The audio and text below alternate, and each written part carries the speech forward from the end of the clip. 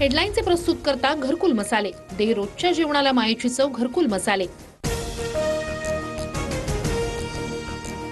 येत्या 10-15 दिवसांमध्ये आचारसंहिता लागणार. निवडणुकांच्या पार्श्वभूमीवर गिरीश महाजनांचं मोठं वक्तव्य. 5 ऑक्टोबरपर्यंत आचारसंहिता, तर नोव्हेंबरच्या 10 ते 12 तारखेला निवडणुका लागतील. शिवसेना आमदार भरत गोगावलेंचं विधान.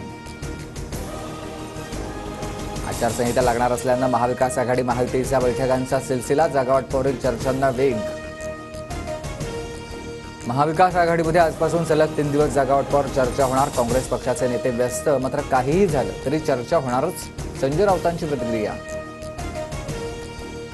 अजित पवार गटाच्या आमदारांची आज देवगिरीवर 7 वाजता बैठक. महायुतीमधील राष्ट्रवादीच्या जागावाटपावर चर्चा होणार, तर महामंडळ वाटपाच्या नाराजीवर देखील चर्चा होणार. 2 दिवसांनंतर जागावाटपावर महायुतीच्या बैठका. शिंदे, फडणवीस, अजितदादांच्या उपस्थितीत बैठकांचं आयोजन. भाजपचा मुख्यमंत्री असेल तर देवेंद्र फडणवीसच होतील. आमच्या मनातील मुख्यमंत्री फडणवीस, मात्र पक्षश्रेष्ठींना निर्णयाचा अधिकार. गिरीश महाजनांचं मोठं वक्तव्य.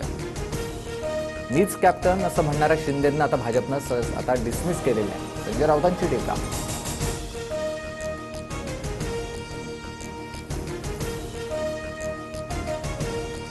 प्रगत महाराष्ट्र भविष्यात महिलेला मुख्यमंत्रीपद मिळावं. रश्मी ठाकरे आणि सुप्रिया सुळे मुख्यमंत्रीपदासाठी सक्षम. वर्षा गायकवाड यांचं वक्तव्य.